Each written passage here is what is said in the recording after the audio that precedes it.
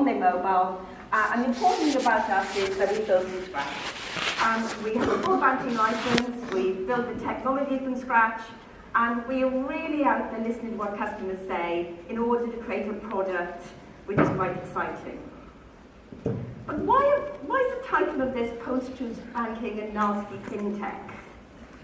Well, what's post-truth?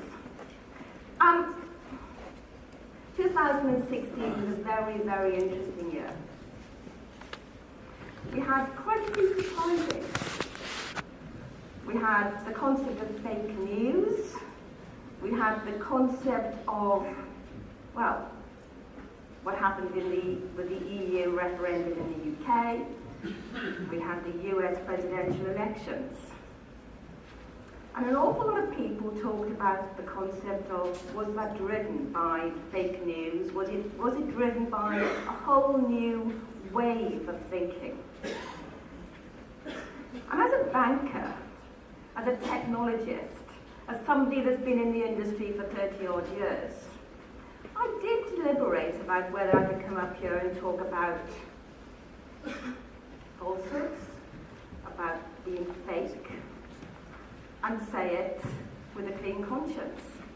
Because we as an industry have for many, many years not been particularly straight with our customers. We have sold products and then we've upsold and cross-sold and sometimes we've missold.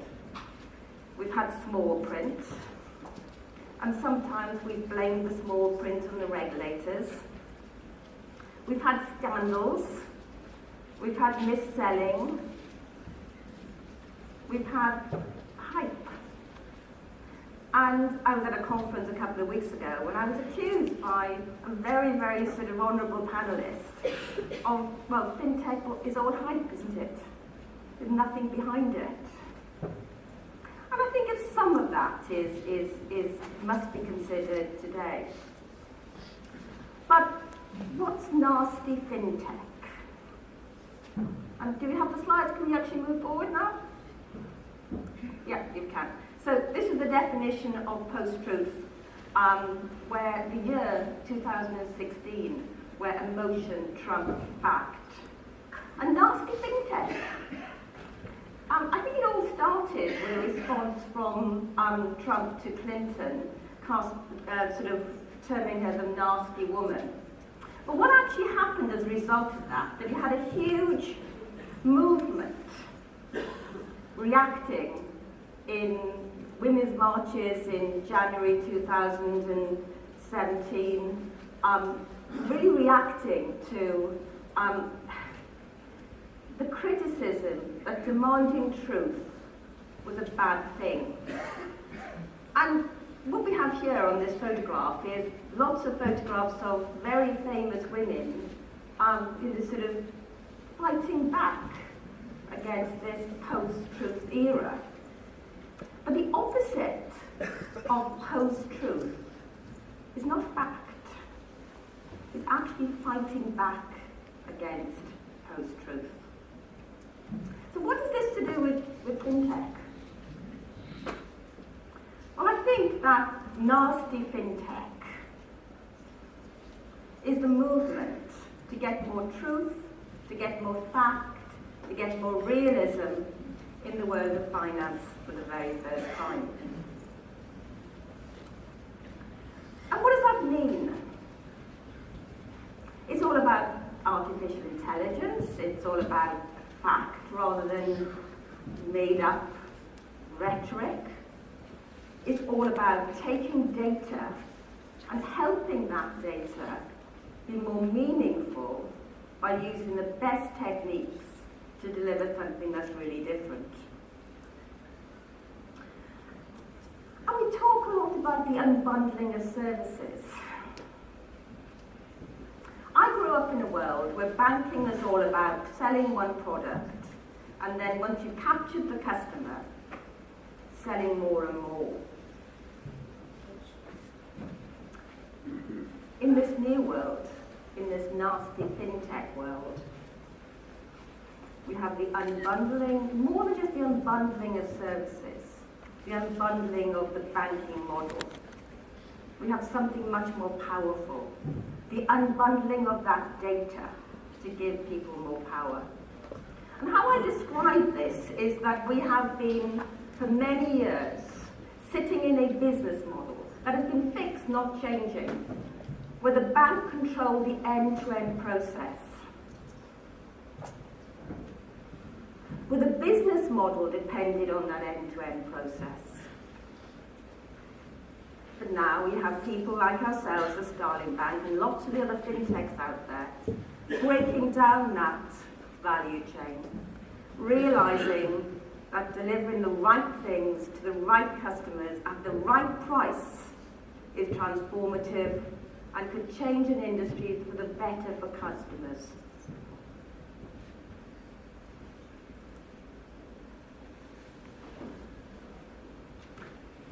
But throughout the world, people are changing the way they use services. People are benefiting in the way they shop, in the way they buy music, in the way they make decisions.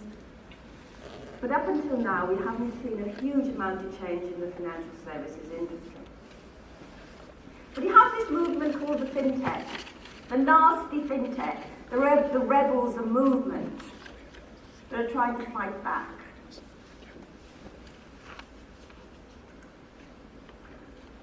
And Starling Bank, that's how Starling Bank was born. In January 2014, I started the long road to creating a new bank. A bank that would have a different business model, that would actually do the things that customers wanted and not the things they couldn't add value on.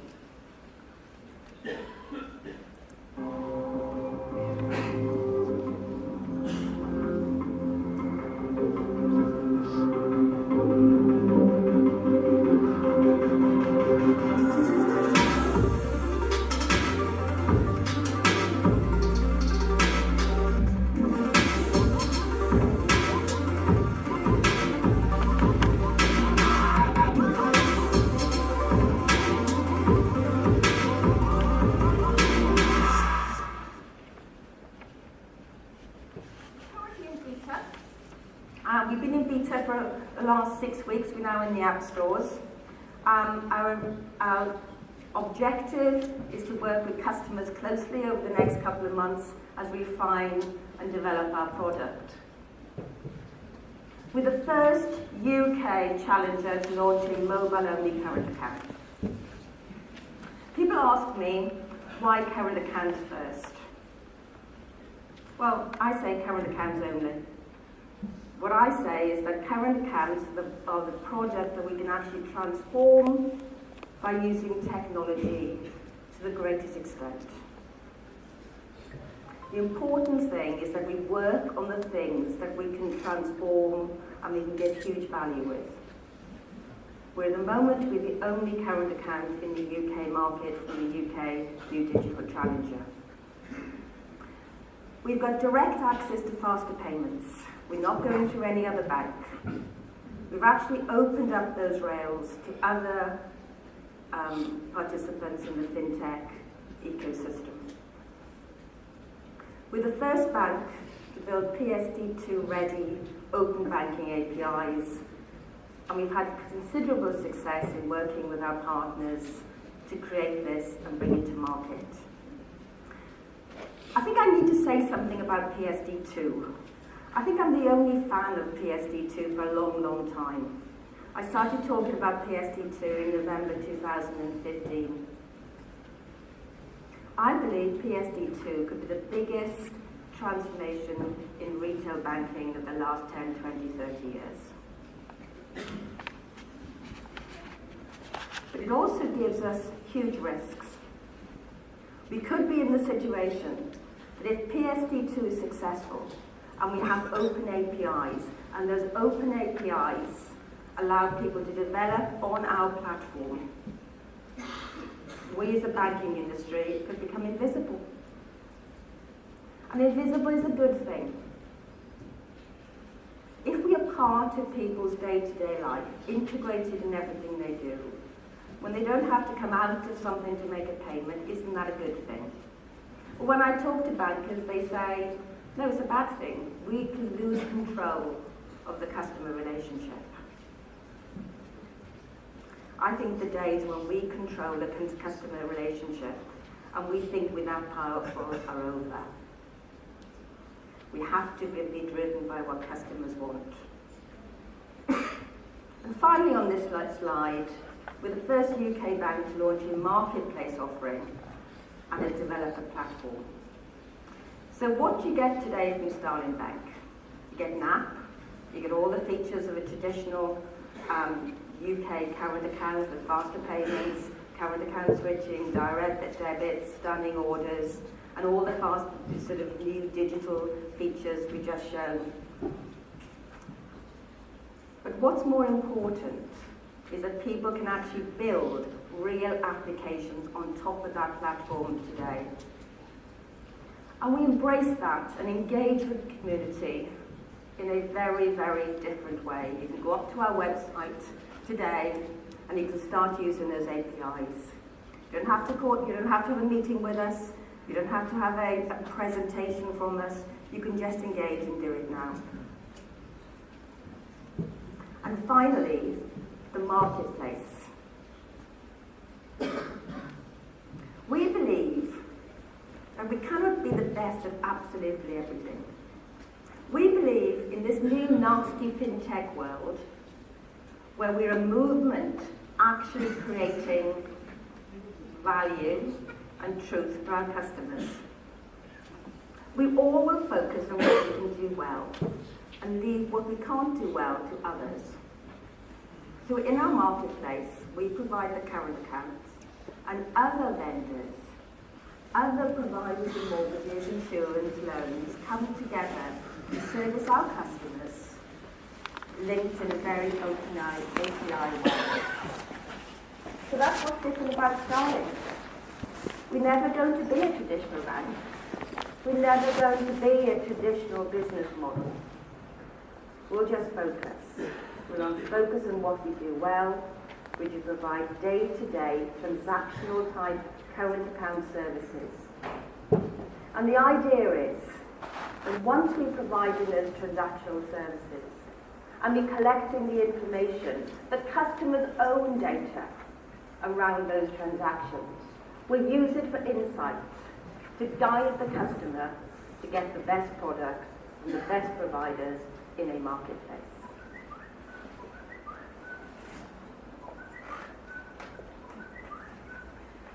So invisible banking.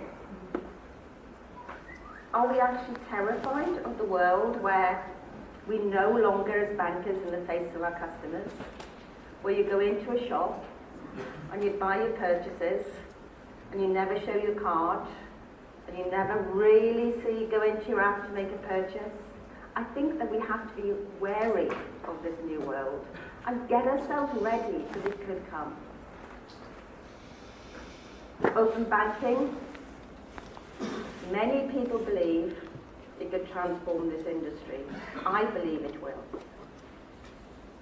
if it happens. It is very, very difficult for the incumbent banks to transform, to make PSD2 happen. We've taken this initiative and launched on day one with PSD compliant APIs. And a marketplace. We're not arrogant and say that we can do all the things for all the customers. We will coexist with lots of people in this conference here today. We will provide what we are good at, and we will link with the marketplace providers using these open APIs. So, where are we in the journey? It's been a long journey. We started this in January 2014. This morning we announced that we have gained our passport into the Republic of Ireland. This is the start of the journey of providing current accounts across Europe.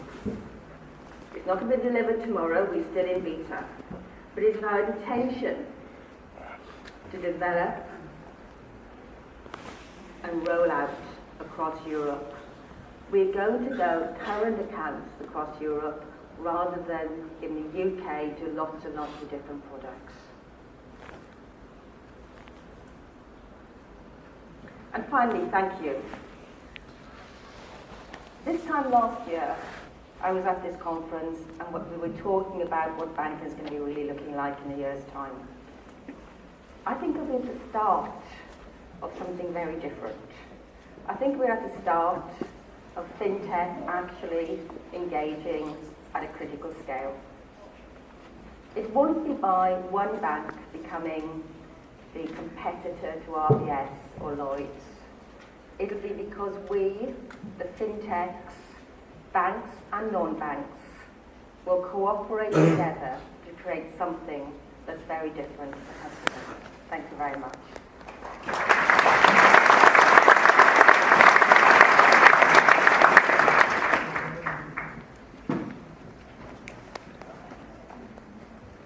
Do you have any questions for Anne before she leaves?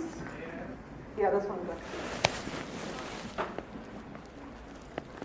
What was the main change in your strategy between 2 months and the conference? So to repeat the question, what was the biggest strategy change between the last 2 Money 2020 conferences?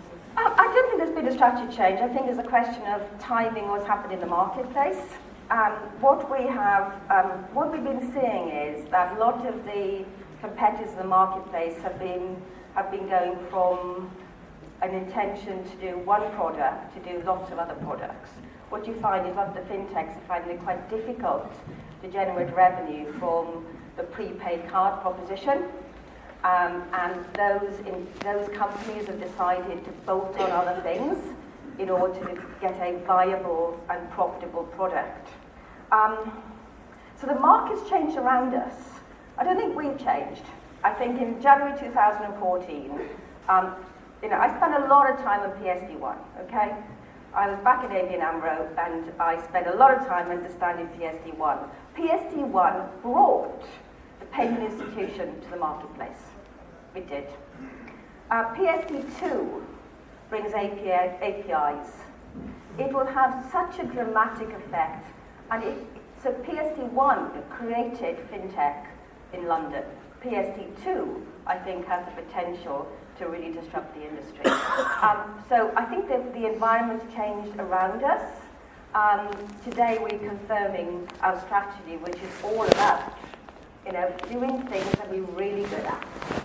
Starling Bank are really good at payment schemes, really good at building technology, and really good at things that are about transactional management and using that data.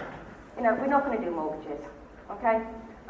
We're going to work with other people to deliver those products. Any other question? Last question for today.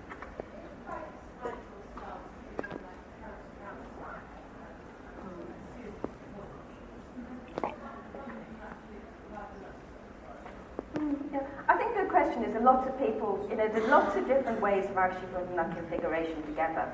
I don't think, even if fintech, this model, goes everything to plan, we still be just something like 10%, 15% of the total market. So I don't think the whole, banking structure needs to worry about that yet. But it is something on the horizon if we ever get to that point. Is there one other question over there? Oh, sorry, can I just do? Oh, there. Okay. Okay, Okay, sorry. Yeah.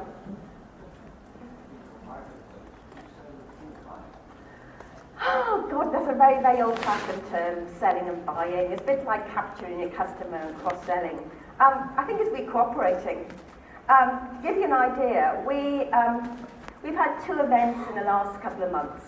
One which was our hackathon, and the other which was our marketplace launch.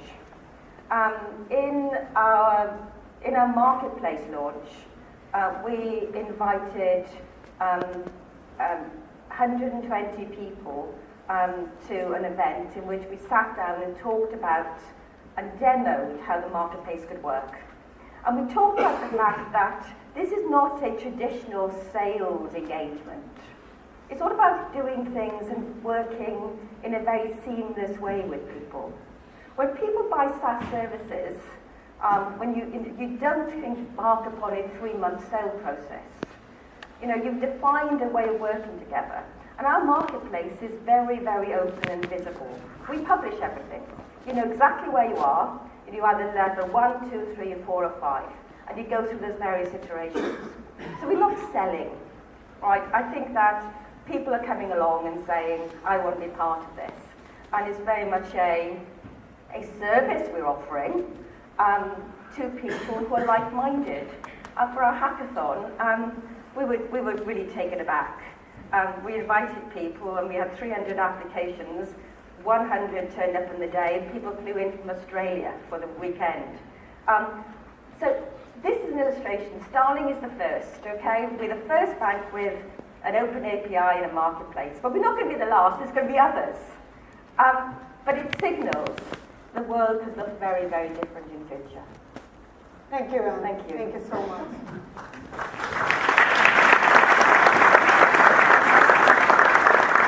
I think there were a few more questions. Please feel free to get her for during the break. I think nasty fintech was an interesting term, and I think I call the fintech industry overcrowded, fast-growing, and difficult to segment and measure, and Anne calls it nasty fintech. It's a summary in one word. Anyway, we have another really big success story here today. We have Max, who is the CEO and co-founder of N26, the largest challenger bank in Europe today. And we would love to have your views, Max, on what's happening in the challenger banking space.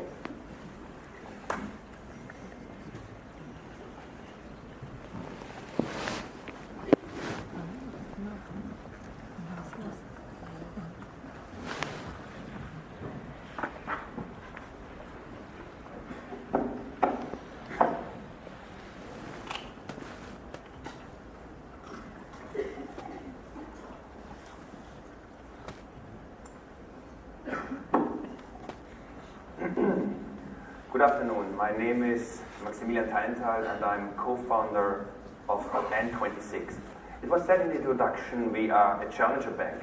Basically, how we see ourselves, we are a technology company based in Berlin and we are building the mobile bank of Europe.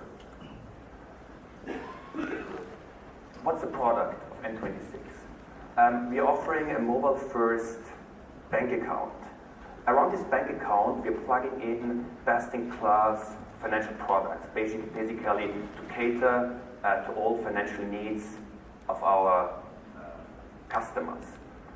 In the last years, we launched 2015, we founded the company. In 2013, we were on one hand side building, I think, what you can call one of the most intuitive, one of the most simple interfaces in banking on the European market. But on the other side, we also built the most modern bank infrastructure, the most modern core banking system on the European market. This infrastructure, this core banking system, allows us to actually maintain customers at a very small fraction of the price compared to traditional banks. This also allows us to pass on these cost advantages to our customers. So basically, the N26 product is basically free. Why did we enter this space at first place? We believe that financial services is the area most ready for disruption. We believed it when we launched N26, when we started the company, and we still believe it. Why is it like this? First, there was a massive shift in user behavior in financial services in the last years, or in the last, even in the last decades. In user behavior always constitutes an opportunity for technology companies, for disruptive technology. Second, I think the brands of the traditional banks have suffered significantly over the last years. And third, I think if you look into a lot of industries that have been already disrupted by technological advancements, by startups, by mobile technology, I think all these industries have in common that the disruption of these industries have never been coming from the inside. It wasn't the incumbents that really launched disruptive technology there. It wasn't the big travel agencies that launched Booking.com. It wasn't the big video rental agencies or companies that launched Netflix. It wasn't the big telecommunications operators that launched Skype or WhatsApp.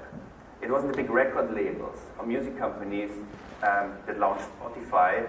And, for example, it wasn't the big hotel chains that launched Airbnb. I think you can think about a lot of other industries that have been disrupted where you can see similarities here. I believe we are at an inflection point in financial services. If you think about a lot of industries, you can actually see that market shares have been heavily redistributed, customers have switched their partners in industries, and also market capitalization of once really big companies have been totally distributed to newly emerged competitors. If you think about the banking industry, I think we would actually be post this inflection point, but for a couple of reasons, banks have been for quite a long time quite secure from the disruption by new companies. Because one, like the area is very capital intense. Second, there's a high complexity on the regulation side. And then third, it's obviously what used to be quite difficult to build a trusted brand. And obviously, in financial services, trust is a very important concept. Let's think about another industry. Let's think about retail. There was also a heavy redistribution of value over the last years. If you look at Walmart, I think they increased the market cap in the last 10 years by about 10%. If you look at Amazon, in the same time span, basically they have increased their valuation by 15x, by 16x. As a Walmart shareholder, you might still be quite happy because you have seen an increase in your valuation, and there was probably also like a lot of dividends which were distributed in that time. But basically, a lot of potential profits have been foregone. I think what Amazon has done quite differently, I think in terms of know your customer, like really having significant insights in their customer base, I think Amazon have been much better in the past. I think in terms of using algorithms to offer their customers the best applicable product for their needs, I think they have been like very, very good. Also in terms of using customer insights for fueling dynamic pricing, also Amazon has been super strong. So Amazon has used a lot of data analysis and have used technology in order to disrupt their market. If we think about financial services, I think that was also mentioned in the last keynote, there was a trend in the last 10, 15 years, which was called unbundling. If you look back, like say 20 years, 15 years, there was the big banks that provided all the financial services you as a customer would need. And then in the last years, there was a lot of startups, like hundreds of startups in Europe, thousands of startups globally, that focused themselves on certain profitable niches. We have actually seen similar slide also in the last keynote. So basically, look at every core proposition of retail banking, be it savings, be it investment, be it cross-currency transfers, be it peer-to-peer lending, be it money remittance, be it peer-to-peer payment. In all these areas, we have seen startups entering the market and obviously taking away from the market shares of the traditional banks. We at N26, we are basically starting from a mobile-first bank account, and we are rebundling all financial services around our account. So basically, what we try to achieve, what we are building is a one-stop access, a one-stop place where you have access to all products for all your financial needs. Basically, we want to offer the best-in-class product in every dimension to our customers. We're also relying to not to build every product ourselves. We're actually quite open to build some of the products ourselves, but whenever there is a good partner, we are relying on launching a product together, because we feel in terms of independence and in terms of time to market and in terms of bringing the best product to the market, it's just a great concept to partner with a really good technology company in any of those fields. So basically, if you think about the core financial needs of the customers, it's savings, it's investments, it's lending. You can think about like payment. You can think about transfers. I think for all these fields, we are either have launched a product or we are about to launch a product. So think about savings. Our customers wanna save some money. We're partnering with Savings Global, and by that can offer our customers a much better rate within what the competitors in the German market offer. So basically, if it's 0.3 on average, you could earn fixed term savings product on the German market. We can offer them up to 2%. We are partnering with best-in-class robo-advisor, a company called Vamo, based in Frankfurt. And for example, on the credit side, we have built the product ourselves. It might well be that in the future we are partnering with another company, because basically it's for our customer that they want to have a great like sign-up process or enrollment process of the credit, but in the end the customers don't really care whether the credit is sitting on our own balance sheet or whether it's sitting on the balance sheet of one of our partners. I think for us and our customers, it's just really important that you have a high degree of transparency. Like, you should see at every point in time what's the interest accrued, and obviously we very much rely on transparency, and we don't want to bother our customers with hidden fees. In terms of building this FinTech Hub, in terms of building that marketplace of the best products, I have an announcement to make today. Together with our partner Clark, we are offering an insurance service to digitize the policies, the insurance policies of our customer. That product is going to be available in Germany in the month of July in a beta. Basically, this is the next step in our mission to digitize every aspect of traditional financial services of our customers. Thank you.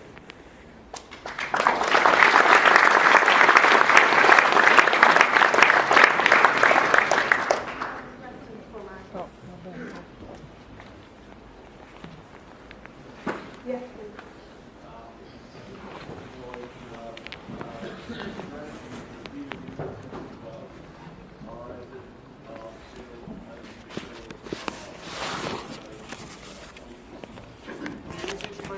yeah, the question is whether the primary strategy is B2C or whether they would consider B2B strategy. Yeah. Basically, I think we would have the systems in place, obviously with the bank license, with the issuing license, with our core banking system, we would have the systems in place to offer a B2B product at a very competitive price.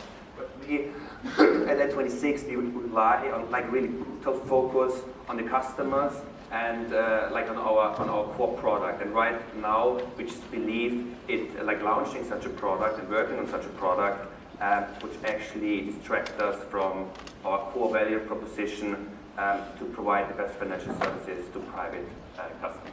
So basically, what we have an account for freelancers, but we are right now not targeting, and we are not working on the B2B segment. Any other questions?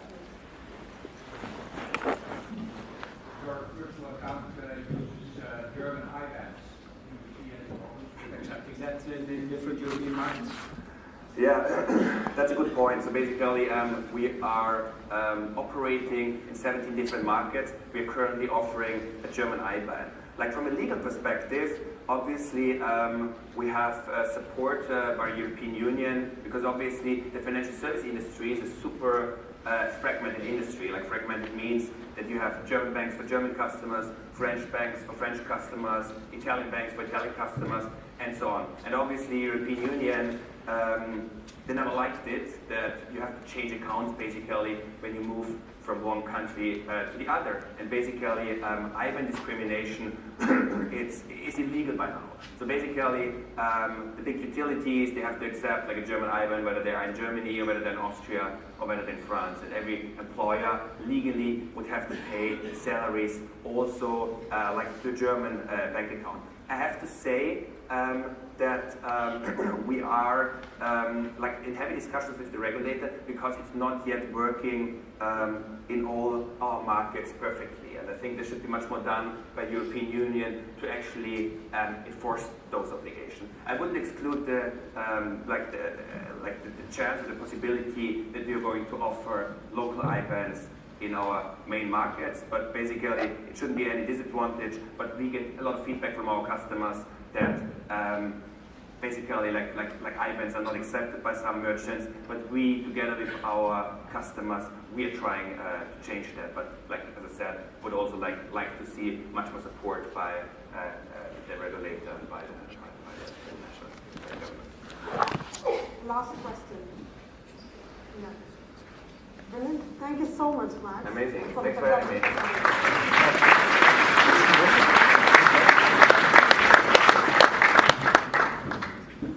So, if you look at all these sessions this morning, I think going back to the first thing we spoke about, which was about collaboration and consolidation as the future of challenger banking, of fintech, of banking in general, we can look at the slide again and kind of see exactly what everyone has been talking about, reflecting right here. New customers. I mean, Max just spoke about freelancers, small and medium businesses as potential customers or a huge market available that they can tap into. Millennials as the largest target for challenger banks that banks can work with, bring them in. Experience, again, everyone, I mean, N26, Starling Bank, Clearbank, everyone spoke about experience as the primary concern that they're trying to solve in the market, whether B2B or B2C. Product partnerships, the kind of features that Starling has spoken about today, and the kind of marketplace that they're building to bring in all kinds of new products, partnerships into the platform. Again, a really good example of how this collaboration is happening. Operational partnership, how do we reduce cost? I mean, chatbots or customer service costs or less branches. How do you reduce your IT costs and your physical infrastructure costs? Channel partnerships. I mean, how do you work with digital channels across different banks? If you're a challenger and if you're a traditional bank working together, what channels appeal to each of the different customer groups? So these are questions that remain in the space. And I think most of the banks that we heard from, both the traditional side of it, from Bank of England and from the challenger side of it, they are trying to actively address these questions. It's an exciting time, and I invite all of you back in the afternoon to hear more about this topic and some of these questions getting answered in some of the panels in the afternoon.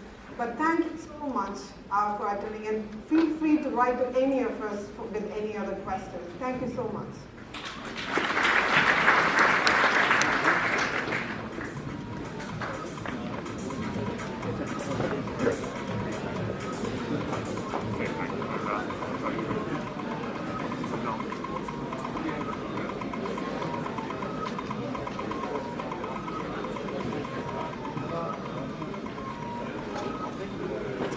Je suis arrivé à l'aéroport, j'ai pris l'écho pour venir.